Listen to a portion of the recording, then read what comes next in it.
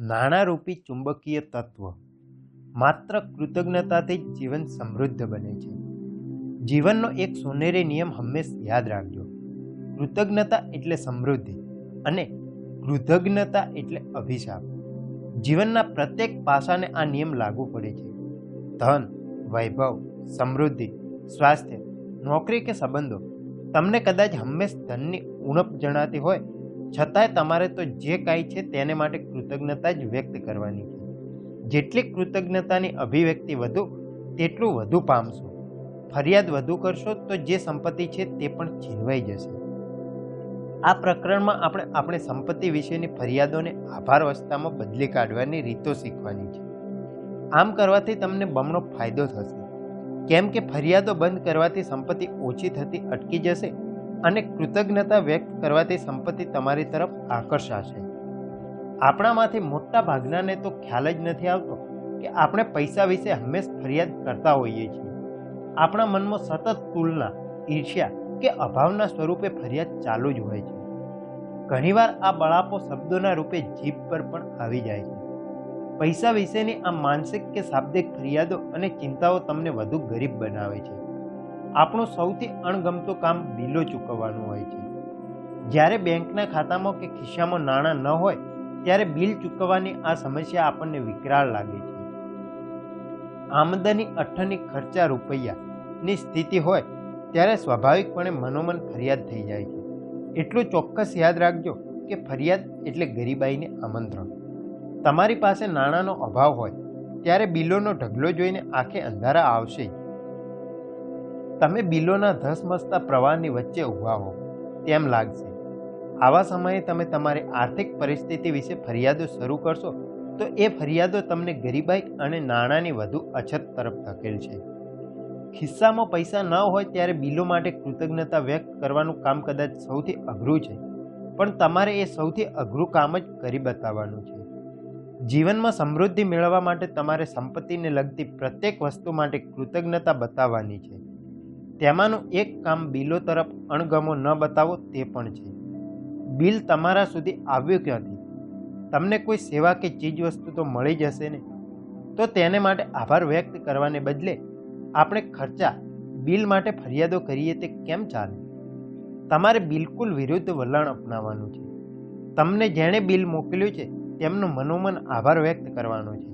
ખૂબ જ સરળ લાગતી આ ક્રિયા કરવી ખૂબ જ અઘરી છે. બિલ મોકલનારનો આભાર વ્યક્ત કરવાની વાત તો બાજુએ રહી. આપણને તો અસંતોષ જ રહે છે કે લૂંટાઈ ગયા. તમે જો આ ક્રિયા કરી શકશો તો તમે મની મેગ્નેટ બની જશો, તે નક્કી છે. મની મેગ્નેટ બનવા માટે સેવા વસ્તુ માટે કૃતજ્ઞતા વ્યક્ત કરવી અનિવાર્ય છે.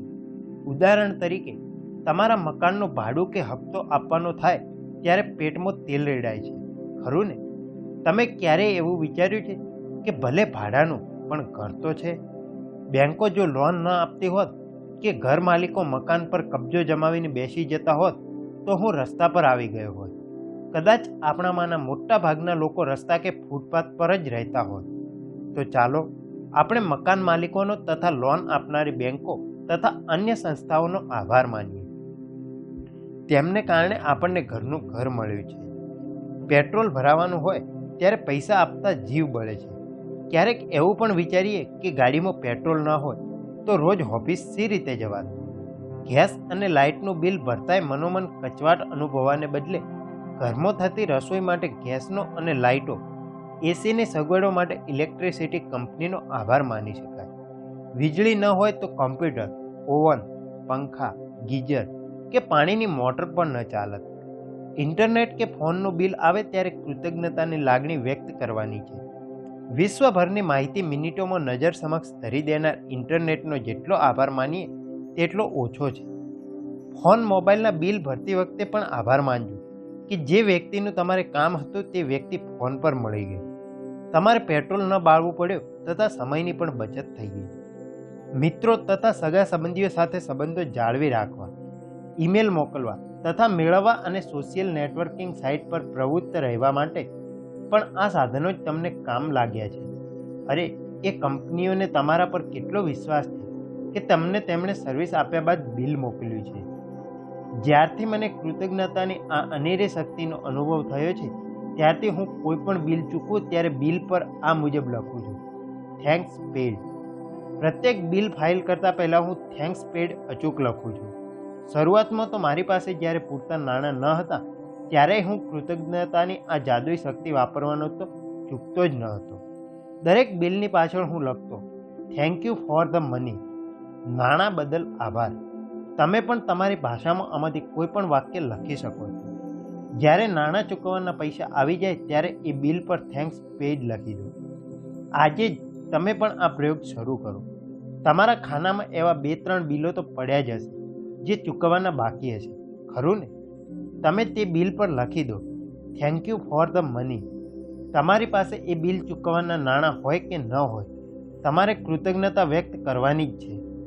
તમે તમારા મોટા ભાગના બિલો ઓનલાઈન મેળવતા હો તો તમારે તે બિલોને તમારા ઈમેલ પર ફોરવર્ડ કરીને સબ્જેક્ટવાળી લાઇનમાં મોટા અક્ષરે લખવાનું છે, thank you for the money.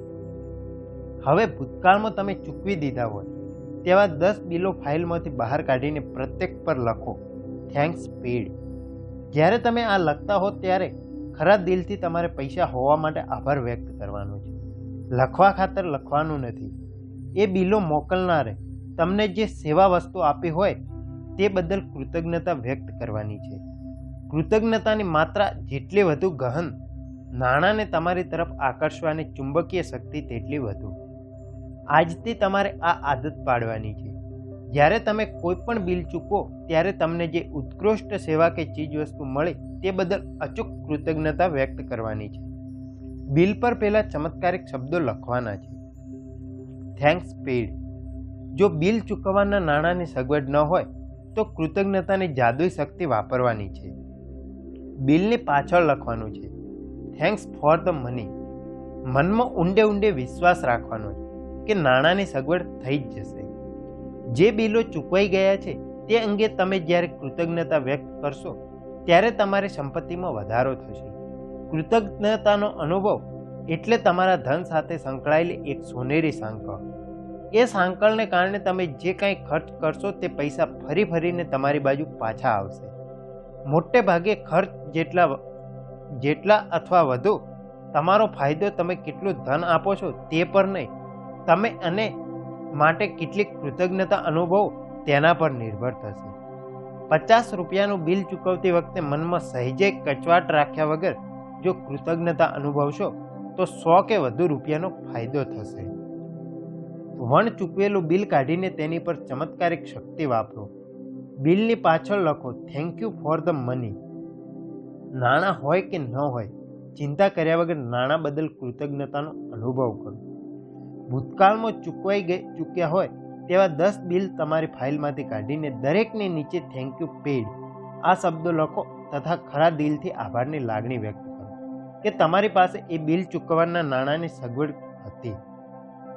અને છેલ્લે રોજની જેમ સૂતા પહેલાં ચમત્કારિક પથ્થરને મુઠ્ઠીમાં દબાવીને આજના દિવસમાં બનેલ શ્રેષ્ઠ બનાવ કે હૃદયપૂર્વક 3 વાર થેન્ક યુ કહો. Thank you.